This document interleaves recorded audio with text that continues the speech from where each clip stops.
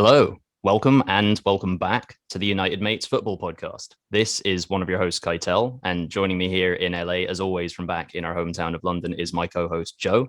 We also have a special guest on today's call. He's the Director of Advocacy for Fair Game.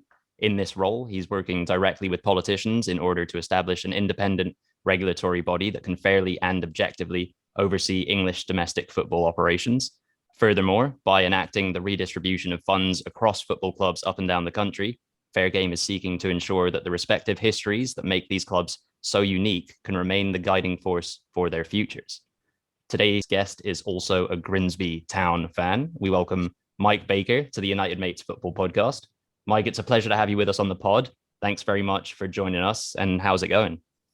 Well, thank you for having us along. Well, it was all going well with Grimsby until last few weeks. We've lost 3 in a row now. Watching us lose at Aldershot was a new low, I have to say. Yeah, that sounds a bit miserable. I can't deny, but as a pescatarian, a proud pescatarian, I've often wanted to visit Grimsby for the seafood alone. So maybe that would make up for it slightly. Joe, as we record, England are about to play San Marino, and there's a very high chance indeed that we'll be qualified for the World Cup by the end of that match. But my question to you, besides how it's going, mate, is do you think there's going to be more Arsenal or more Spurs players on that plane to Qatar next winter? Oh, God knows. God knows. I mean, Saka and Smith Rowe will be on the plane, I assume. Aaron Ramsdale, maybe? Ben White? Yeah, Ben White. Yeah, oh, God, it's already not. I mean, assume Kane will still be a Tottenham player then, and then maybe I don't know. I don't want to say Arsenal, but it's probably Arsenal, isn't it? But we'll see. But yeah, Mike, as Kai was saying, we're delighted to have you on the podcast this evening. And then when we do podcasts, we always ask an icebreaker question to our guests to get things started. So we've got one for you, Mike, and obviously you're from Fair Game. That is the name of the organisation that you represent. But what we want to ask you, Mike, is what is the most unfair game of football you can think of from your memory? We'll give you some time to think about it. Yeah, you can mull over it for a second. We'll give our ones first. I think my one would probably have to be Tottenham when they played United, I think in 2005, and Pedro Mendes in the last minute scored from the halfway line, but there was no goal line technology then, and they didn't give it. That was very gutting and very unfair in my opinion. But Kai, before we go to Mike, what do you reckon is the most unfair game you can think of? I definitely remember the Pedro Mendes volley that Roy Carroll dropped into his net that didn't count. Shame about that one. I think back then I would have liked to have seen United lose at home, even to Spurs. But for me, it's got to be a game so controversial that I think we probably all remember the referee's name, which is kind of unusual for that to be a standout thing. And it's Tom Henning of Rabo, who refereed the Chelsea versus Barcelona Champions League match at Stamford Bridge that I think Iniesta must have won for Barcelona right at the very end after Chelsea were denied countless penalties. It's a ridiculous game. Drogba, I think we all remember what he had to say to the cameras at the end of that match. I won't repeat it on this podcast, but yeah, it's got to be that one, surely. But Mike, what's the most unfair game that you've seen? Oh, I think being a Town fan, you get used to losing. They actually hold the records for the most relegations and for the most league matches lost in the Football League. So I have too many to choose from. I think the worst, one of the worst games that I've come across where I felt really, it wasn't so much that it was an unfair result, but the way and the spirit in which it was played. It actually came at Bromley this season. We were 1-0 up at half time. Second half, there was a lightning storm. We were out on an opening terrace. The rain was sheeting down on us. And every time Bromley scored, their players ignored their own fans and came running over to the Grimsby fans to taunt them. Then their manager did the same. And then at the end, when our team came over to applaud, one of their subs ran over and started effing and blinding and gesturing at the fans. We were just bewildered. So I think for sheer bad sportsmanship, the Bromley game gets it for me. Yeah, who knew that the rivalry between Grimsby and Bromley ran that deep? But we certainly didn't. Yeah, right. Well, we're gonna go on to speak more about football. Take it back to your childhood. That's kind of how we like to start with our guests. Is where things really began.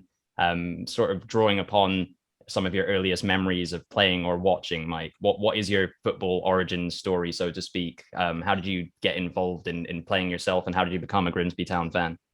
Well, I became a Town fan because I grew up in Blundell Avenue, so you could, which is where they play in Cleethorpes.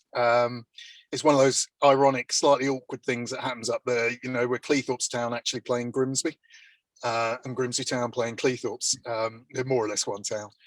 And so I could literally see the floodlights from the end of my street, and you just started going. And those were the days we had a manager called Laurie McMenemy, who you may have heard of. And he just revitalized the whole team. We had, I think our average was like over 11,000. There were games with 20 odd thousand in the ground, which was probably extremely dangerous. There were people sitting on the roofs and things like that. And you can imagine at the age of 7 or 8, this is unbelievable. You just think this is, you've died and gone to football heaven. Of course, by the time I was old enough to go regularly on my own, we got relegated. And crowds were right down, so I knew what I was in for by then. But that was really it. And I just grew up there. I used to sell programs outside the ground. Later on, I co-founded a fanzine called Sing When We're Fishing. So it was all a really good laugh. And there's just a sense of community there that I don't think you get at the bigger games. And I do, because I live down south now, because we moved, I moved because we had to just where the jobs were, really. And so my kids actually both support Arsenal. And, sorry, Joe. And so I've been to the Emirates a few times. And I've seen Arsenal many times over the years, and, have an affinity for them. But it's just completely different being at somewhere like the Emirates, where I feel it's almost like it's like going out to the West End or something. You have a show, it's all a big noise, and then you go. Which was a bit different at Highbury. I don't know whether it's just the ground move. Blundell Park is just totally different, and I rock up at Grimsby, like at Aldershot on Saturday, you see half a dozen people that are always going to be there. You've known all you see people you met at school, and it's just a sense of belonging there that I think is stronger than you get in the big Premier League clubs. So yeah, that's if anything, it's made me, being away has made the heart grow fonder, if you know what I mean. Not least because I don't see him as often, so I don't get disillusioned as often. No, that I see what you mean. And yeah, it's funny actually you mentioned Laurie McMenemy, because a recent guest of ours, Paul McVeigh, played under McMenemy when he was the Northern Ireland manager. So he had a few anecdotes about the man recently. So yeah, he's in the fine voice on this podcast. But Mike, when I think of Grimsby Town, I think of a game about 15 years ago when Grimsby actually beat Tottenham 1-0 at Blundell Park. I don't know, you might have even been there that night. John Paul Kalala, yes, I remember it well. Yeah, God, yeah. I remember it less fondly than you, no doubt. But just sort of, bearing that game in mind, I don't know, that I'm sure that lives long in the memory. But have you got a favourite Grimsby Town match, or maybe a favourite Grimsby Town season from the past of supporting them for all these years? Yeah, absolutely. The 79-80, we won the 3rd Division Championship. And I know that sounds small, but we were beating teams like Sheffield United, Sheffield Wednesday. And we had a League Cup run, and we got Everton at Blundell Park, and we had 23,000 in there. I mean, it can only hold 9,000 now. So, God knows where they were packing everyone.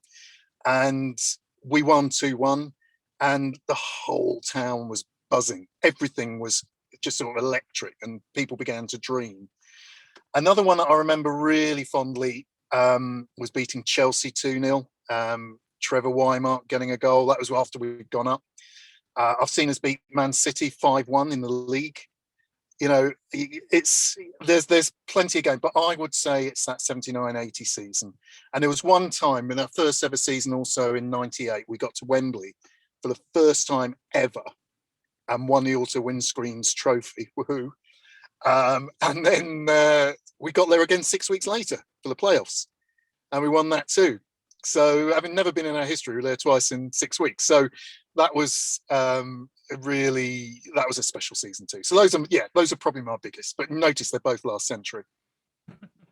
Well, I mean, they were last century, but I know Grimsby are currently in the National League, and I know you said they lost their last few games, but in general, it's been a pretty good season. And there's actually, looking at the Grimsby squad this year for the National League, there's some quite impressive players in there. So, I mean, this season for Grimsby Town, is it kind of minimum expectations getting back into the Football League, or is it just too difficult to say that with the National League being so competitive?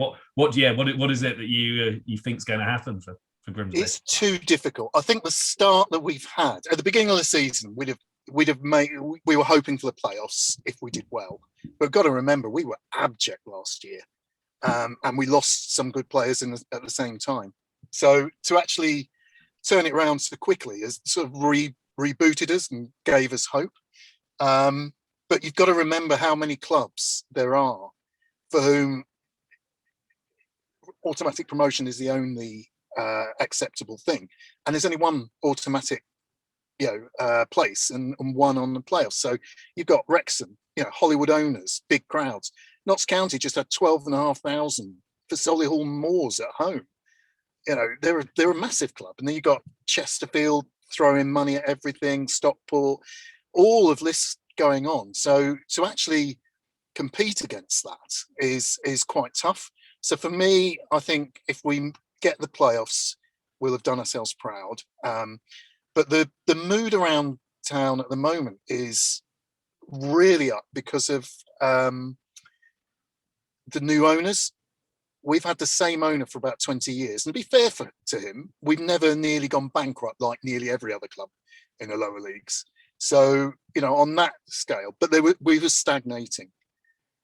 We started off in the Championship. We ended up in the National League. And he left, he sold out to a couple of new investors who've been like a breath of fresh air. And it was interesting for me to see how the end of last season, when we still had John Fenty, to this season, when we got a guy called Jason Stockwood, between those two times, the mood at Grimsby changed completely. It was complete reversal. Everybody was desperate to come and see you and play. Everybody was suddenly upbeat, positive.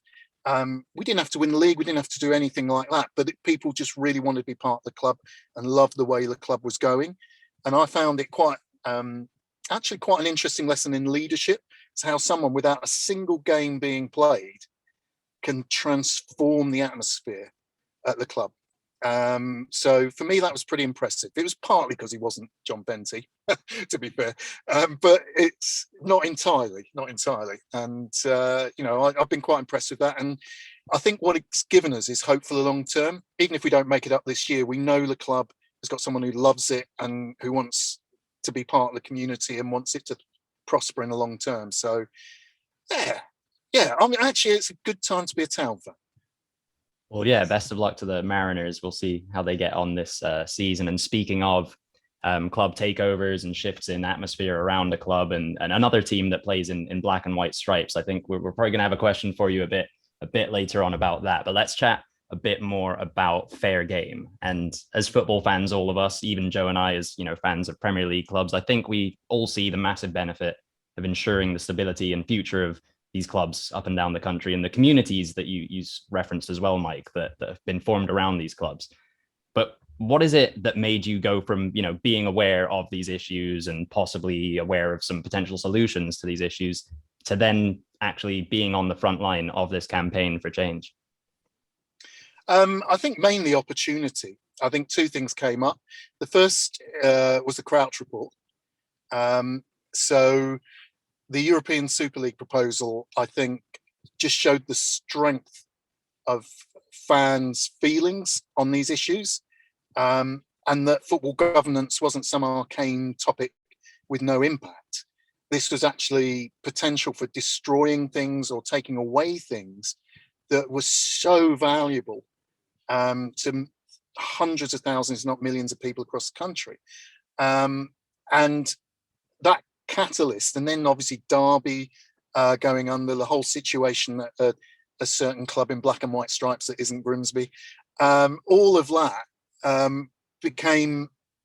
put a sort of pressure on for change in a way that we haven't had. And I think this is both our best chance for change, but also potentially our last chance for change, because the situation is so dire now. Now, the average championship club spends over 100% of its all its income on players' wages alone. So everything else is just debt. Opening the stadium on a match day, anything that it buys, anything it does, training ground, energy bills, all of that is just added to the debt. In some cases, Reading, it's over 200%. That's only sustainable as long as they have someone with huge pockets who's willing to just throw money at it. As soon as that gets ruled out, either by financial fair play or because the person runs out of money, club goes bust. It's what we've seen at Derby. We're going to see, we've seen it at Wednesday. We're going to see problems at Reading soon. And the problem with all of that is that it scales down. So you've got all the big money at the top. You then have the people who want to compete with that, your Leicesters, your West Hams, are trying to get back up. That puts pressure on those lower down, because you've got the same number of players and everyone's chasing with more and more money. Then someone wants to get into the Premiership and they've got to compete, and etc. And that goes right the way down. I was talking to the Grimsby chairman earlier today. Even at Town, they're feeling the pressure from that, because each stage it goes down and the wages go higher. We're going to see it get worse before it gets better, because the Newcastle takeover now, obviously they'll be a little limited in what they can spend because of fair play, but nonetheless, this is more money going after the same number of players and the same number of trophies.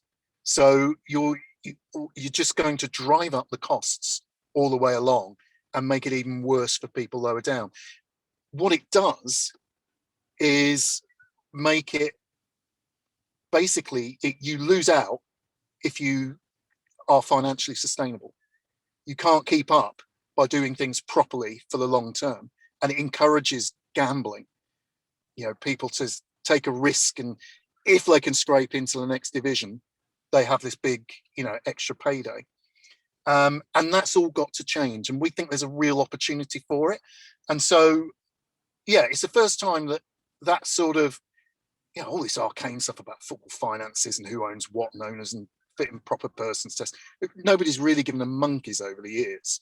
Now they do, because we're seeing that it's coming to almost like end of days, if you like. That sounds a bit over the top, but you know what I mean. There's a lot of clubs could go under, and we could lose the infrastructure that was in our society, where it was an ordinary, it was a working man's game, and it came from working class communities that brought these, whether Arsenal, in Woolwich, or whether it was Tottenham on, Tottenham, was it Northumberland Park Marshes or somewhere up there? I think they started. It was just all people, ordinary people, and now that's shifting away from them. And I think this is our last chance to bring it back. But there's every hope that we can do it. Yeah, it's quite wild to see how far removed we've come from the sort of origins of these clubs. Obviously, things like, TV money and whatnot have influenced the direction that certain clubs have ended up going in. And we actually spoke not too long ago with Greg Scott, who works kind of on behalf of the legal side of a group called Our Beautiful Game. You might be aware of them. They've got we work Gary Neville and with them. Mervyn King, exactly. So actually, well, you kind of almost preemptively answered part of my question. I was going to ask, sort of, in this sphere of groups working towards more fair and more regulated football in England, obviously there's going to be overlap in terms of their goals. So how collaborative are you at Fair Game with Our Beautiful Game, maybe other bodies as well? But then kind of conversely, is there some competition in terms of being the actual ones with, the name of Fair Game rather than Our Beautiful Game to be the ones to break the mold and sort of begin the regulation? No competition at all. I don't care who gets the credit, and none of us at Fair Game do, frankly. We remember, I think there's a difference of roles. So we've got Our Beautiful Game, which represents a lot of the great and the good, people who can speak with authority, having been in the game at the top level, including, former chairman of the FA and things like that. Then you've got the Football Supporters Association, which are also vital for this and represent the voice of millions of fans right across the country. I'm a member of that, a supporter of them. And what we represent are, if you like, the ordinary clubs, values-led clubs at a lower level, the people whose voices are never heard. You hear from the Premiership, you hear from the EFL, which effectively looks after the Championship. Don't hear much from the FA. And then there's the lower clubs and who's speaking for them. And that's why it was created about 6 months ago. Because there's a whole raft, the people who are concerned, they want it to be based in the community. So they don't want all this unsustainable, throwing money at everything in the hope that something will happen. So we want to speak for them, for clubs like them. So frankly, if nobody's ever heard of us, but we get a fair game, we're very happy indeed. Well, yeah, we're all hoping that we do get a fair game, and if you get some credit as well, that's great too. That's great too. But Kai was mentioning at the start of the podcast, Mike, about how part of your role within within Fair Game is interacting with politicians, as part of your role as advocacy director. So, I guess based on your time at Fair Game, how have those interactions with politicians been? And is this something where you're seeing support from politicians kind of across the political spectrum? Is it a case of basically if a politician is a football fan, they're likely to throw that? What are you seeing really in terms of that? There are far more football fans in Parliament than you'd imagine. And yes, they almost all support Fair Game and all the approach that we've been talking about in this podcast. So yeah, there's massive support actually, more than I expected. It's all party. There's former sports ministers from all parties. We've had strong support from a former deputy prime minister, a former party leader. Just everywhere you go, people want to see change. And everybody knows that what we've got at the moment isn't sustainable. So, and it's not just the football fans. There's one MP I was talking to a couple of weeks ago who just said, look, I don't know much about, I won't say which club because it give away who it is, but I don't know much about my local club. I'm not particularly a football fan, but I know how much it means to people in this town. And I'm desperate to make it work for them. And it's something that, as their MP, I should be fighting for. And we're seeing a lot of that. So I actually think there's a very good chance we're going to get legislation that will set up an independent regulator. And I'm very sure that if we do that, Parliament will pass it strongly. So that, at the moment, it's fool's game predictions, aren't they? But that's where it seems to stand at the moment. I think the battle is going to be over making sure that any regulator has teeth. You can have a regulator that can just sit there and say, oh, please don't do that. Well, yeah, right, the Premier League's not going to listen to that. And the other is around finances. We've got to have some deal on a fairer and more level financial playing field. What happened during COVID was distorted, and it didn't necessarily give the money to the clubs that needed it most. And I think we need to, the parachute payments are an absolute nightmare in driving down that gambling culture. So we need to shift that. I remember there's someone who said that you only need a parachute if you're jumping off a cliff.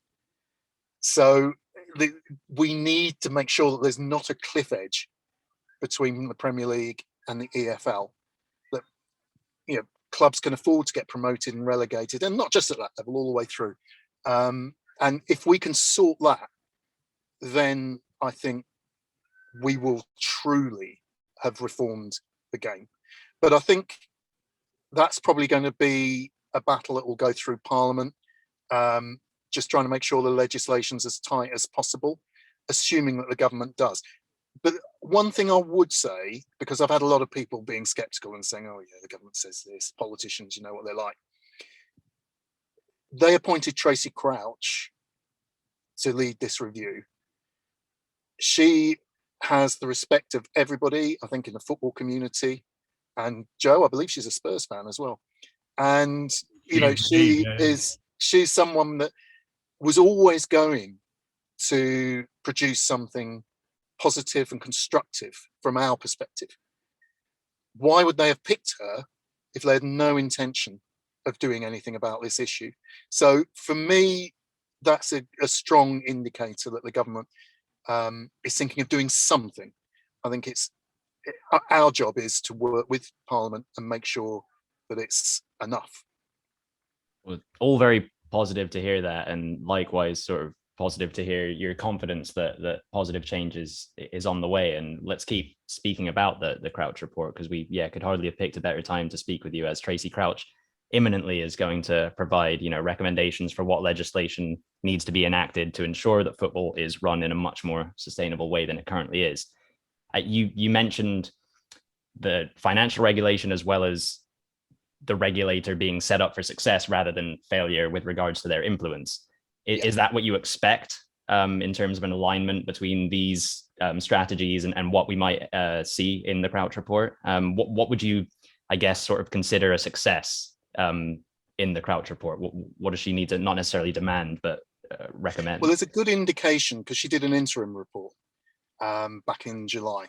And there's a lot of indication in that report that shows that she's very likely to ask for an independent and recommend an independent regulator set up by legislation. She's very likely, and this is would be a great one. I'd say, listen, you'll come back to me in 2 weeks. Said, Mike, you said they were going to say that, and it didn't, So I know I'm setting up to fail. But as we understand it, the idea of the golden share or the crown jewels. So it's not quite like the golden share in Germany. That's been ruled out. But having those 5 areas, which includes things like not moving ground, not changing colours, crucially not changing what competitions you go into, hence European Super League, for example, without consulting and getting approval from fans. That is a critical one, I think. And will change the culture within the game. And then there's the finances. I think in the finances, from what I understand, they're inclined to want to have a voluntary agreement and to get the Premier League and the EFL to agree to changes. The most common response I hear to that is, good luck with that one. I think some of the battle and some of the areas that we see as something we would want to strengthen would be around, if you can't get a voluntary agreement, then what? And that's why we're putting forward something called a sustainability index. And that basically says that you give money to clubs. So the divisional divide should be around attendances, because the massive attendances in outside the Premier League. I think the Championship is like the 5th largest supported division in Europe. And if you petition it down on that, but require in order to get that money, that you've got to be financially transparent, that you've got to be financially sustainable. I mean, stick on the transparency. I'm sorry, do stop me if I'm going on. The ridiculous number. I was shocked when I came in, because I come from the charity sector where, we're regulated right up to the hilt. You all have the same, transparent finances. They have the 90 odd clubs of the Prem and the EFL have 77 different accounting systems. I mean, how on earth can you compare one to the other? You just can't. So, I mean, you just don't know what they're doing half the time. And then that's why you get all these things where it suddenly unravels and you find that they've sold the stadium to something and that turns out to be linked back to an owner in some way. All these sort of dodgy deals going on. We just need that stuff to end. And so this sustainability index would also then hit around things like equality, diversity and inclusion. And again, that's something I'd speak about a bit in a minute, if you like. That's actually, very interesting to know about the diversity and the inclusion as well, because at the end of the day, individuals and human beings make up kind of the operations of these football clubs. And at all levels, we want it to be a fair game. So that's quite good to hear. But looking at a recent and major deal in the world of football and business, the Saudi-led takeover of Newcastle United, whilst reinvigorating a group of fans that had been sold short for some years now, actually sounds similar to the situation you were describing at Grimsby. But at Newcastle, it seems like this deal, I would imagine goes against much of what fair game stands for. And I guess the question is, if fair game or an independent regulator were already in a position to regulate English football, how do you think that would have affected the takeover? And one more question to tag on, moreover, how do you then explain to fans who want change at their clubs now that simply taking money without properly considering where it's coming from isn't the only solution?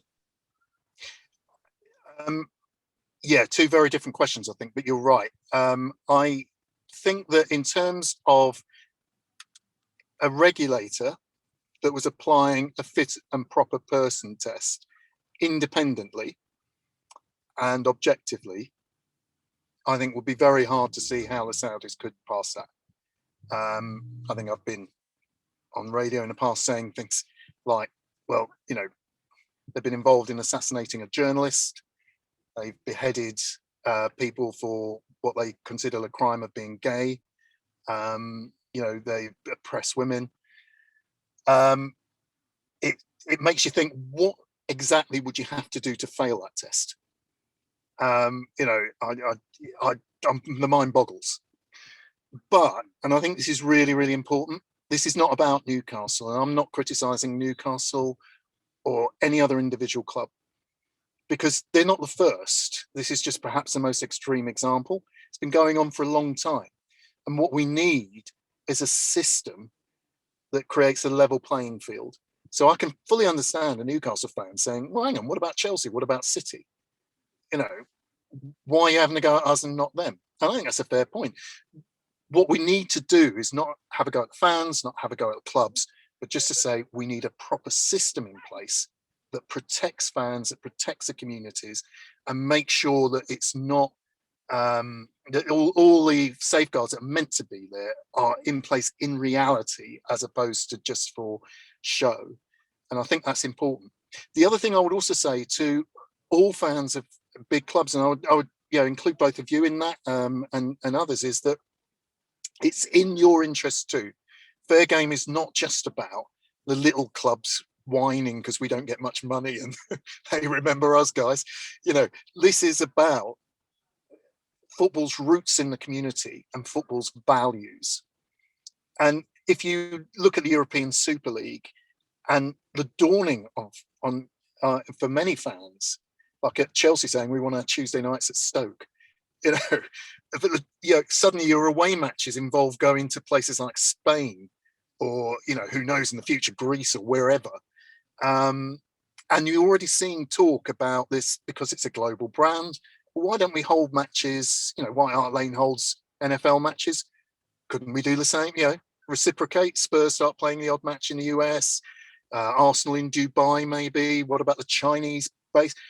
How much longer before your club, the label Arsenal, Tottenham is almost meaningless? It's just a global brand that hops around from place to place, and you're just then relegated to observing from the sidelines.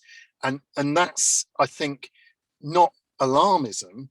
That is just following the logic of what the Premier League or the big six have consistently said. So I think this is something for all fans, and it's something for all clubs. And I know that there are sympathetic clubs at all levels, even at the Premier League. We just need to make sure their voice is heard. Yeah, having people's voices heard is so important, Mike. And look, let's take it. You were talking about how, especially with like League One and League Two clubs, Championship to some extent as well, how the power of communities, and how ultimately, whilst it's great that organisations like Fair Game exist, it's fantastic that the Crouch Report is probably going to recommend things that could lead to an independent body. Ultimately, it still comes down to the fans, writing to their MPs, really, making noise about this. And there was a petition that I think I even signed about 6 months ago, which I can see Over 100, well, nearly 143,000 people signed it. Introduced an independent regulator for football in England by December 2021. So that's a good sign that fans care. But do you think, Mike, that fans will continue to make their voices heard on this topic, and following the Crouch report, people will actually write to their MPs and will make noise, so it's not just people like you having to bang the drum, essentially? Yeah, I think it's essential that they do, and I think they will. And hopefully, and thank you for inviting us on this podcast, because I think this is one way of reaching those fans.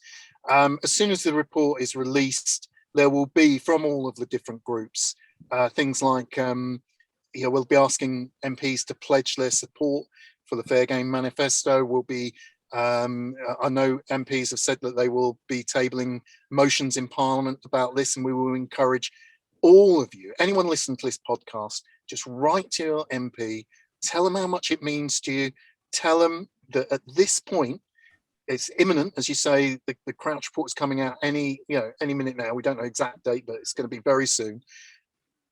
This is the time. If we can persuade the government to enact the Crouch report, we will have made a revolutionary difference to the clubs that you value, and that's such a big part of your lives. Now's the time to do it. Don't say, well, that's very nice, and turn off and I'll do it later. Now is the time to do it. So, get out there, get writing to your MPs, and save your football clubs. Yeah, no, I think that it's, it has to happen. This, then we have to all play our part as well. And I think we already are as fans, but we have to continue to fight the good fight. But we've just got a couple more questions for you, Mike. And there's kind of, pondering the future of football, I guess, which is what we've been talking about in some ways already. But look, you mentioned it earlier in the podcast. Earlier this year, there was a lot of controversy about the Super League. An idea that I think I don't really know any fan that was in favour of it, to be honest. Maybe a few Real Madrid fans here or there. But flipping the kind of Super League idea on its head, I don't want to get negative, but let's just say if the Crouch report comes out, but actually we're not able to create this independent body, or even if we are, it doesn't really have the change we want. At what point do organisations like Fair Game, Our Beautiful Game, or whoever has to start thinking, actually, do the Football League clubs have to break away and almost start from scratch themselves? It's kind of like, the un-Super League, or the ordinary league. But yeah, I mean, it's a bit of a silly point. But in all seriousness, at what point do clubs have to think, actually, the Football League's not fit for purpose? We need to do things our own way. Or do you think that, are you positive that it won't have to come down to that? I don't think we're going to be threatening any breakaways or doing anything like that. Fair Game is not a competitor for the EFL. It's not in any way a sort of separate body of people. And the clubs are really clear on that. They're part of the Football League. They're part of the pyramid structure. It's something that's been in place since 1888, and we don't want to lose it now. It's far too valuable for us. So, but I get the point, even though it's slightly the un-Super League is not probably. I don't think marketing was your strong point, was it, when you were? Not sure that would fly very well. But no, I think what we're thinking about is that regardless of what happens in legislation and what the government can force football to do and what the regulator can do, there needs to be a change in culture. And that needs to come from the clubs themselves as well as the fans. The fans have been fantastic. And I think the fact that so many of them have been burnt by experiences, Portsmouth, Bolton, Wednesday, Derby now, Macclesfield and Bear. I mean, you could list them, couldn't you? I mean, it's probably quicker to list the ones that haven't been close to bankruptcy. And that's generated this drive. And I think the clubs are now beginning to come together and think the same. And the fact that we've got 31 and there are plenty more we're in talks with, that number's going to expand. We're seeing a significant body of clubs saying enough is enough. So I think regardless of what the government does, we can't just sit there and let them do everything for us, although that's my job to try and make that happen, but there we go. We've also got to, clubs themselves have got to step up, and Fair Game is part of that process, and that's why we engage with the EFL and others to see if we can reform the game from within as well, but constructively. We're not here saying we're going to break away or do this. we've seen where those sort of threats get you, and we're not looking at that at all. Well, looking 10 years into the future, let's say, and assuming that the Football League is still around as an organization and that it's not the un-Super League at this point. Although I don't know, I'm getting more and more sold on this, Joe. I'm gonna have to fight your corner. But no, you said something earlier, Mike, that was very poignant. That this could be the last chance for change, kind of like the final stand. If we don't get this independent regulation over the line, is it only a matter of time until more clubs like Bury's and Macclesfields, would have gone bust? Because it sounds like this, success is to be able to maintain the traditions, and sort of whoever's able to capitalize on the best coaches will, do the best. And it's not going to be as much maybe about the finances, but on the worst case side of things, if this Crouch report and the follow up to it doesn't succeed, where are we heading? Yeah, more bankruptcies, absolutely. You look at, I mentioned earlier about the Championship. That's not sustainable. And how many of them are going to get promoted? 3, and how long will they stay there? It's at some point more and more of these clubs, and I think we're already a long way. That's not some distant future. That's already happening now. We're seeing it unfolding. We're seeing it unfolding further down the league, and I think it will destroy clubs. We've got so used to clubs being rescued at the last moment, like Bolton were. We've got so used to clubs resurrecting themselves. Phoenix clubs, Aldershot, I was there on Saturday, were one of them. And we've seen it, AFC Wimbledon are the obvious big example. It shows just what fans can do. But we can't take that for granted. And it puts it all on the fans. Unless the fans bail in, like they did at Portsmouth as well. What happens if your fans are disorganised, or they just don't have the money, or whatever? There's all sorts of things that could go wrong with that, and then we could lose clubs permanently. And even if we don't, we're going to see clubs, weaker versions of the clubs, lower down in the leagues. And you're already seeing, even in the lower reaches of the leagues, that it's the clubs with an owner with money that are lifting up, not necessarily those that have a huge fan base and long-standing roots in their community. And I think we'll see more of that. Do we want football just to become the plaything of individual owners who decide, oh, I'll take that village team and I'll make it into a Premier League team? That's not what football's ever been about, and I think we're very close to losing that. And I'm usually an optimist, and I'm still an optimist because I think this is a really good chance, but I think it is our last chance. And I think if we try and look at it again in 5 years' time, we'll find half those clubs gone. God, well, let's very much hope that's not the case. But I think, if these communities we spoke about, if they can come together, if organisations like you can keep putting the government under pressure, if the Crouch report delivers what we hope for, hopefully there will be some positive news and positive change for football over the next few years. But I think that's probably a good place for us to end it today.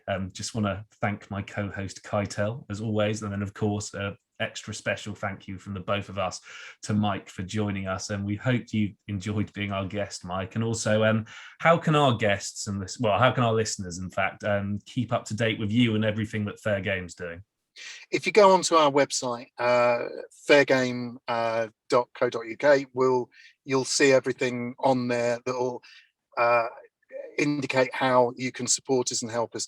The key things are volunteer if you can. We're always on the lookout for people who can help us. We're a completely voluntary run organisation. No one takes any salaries or anything.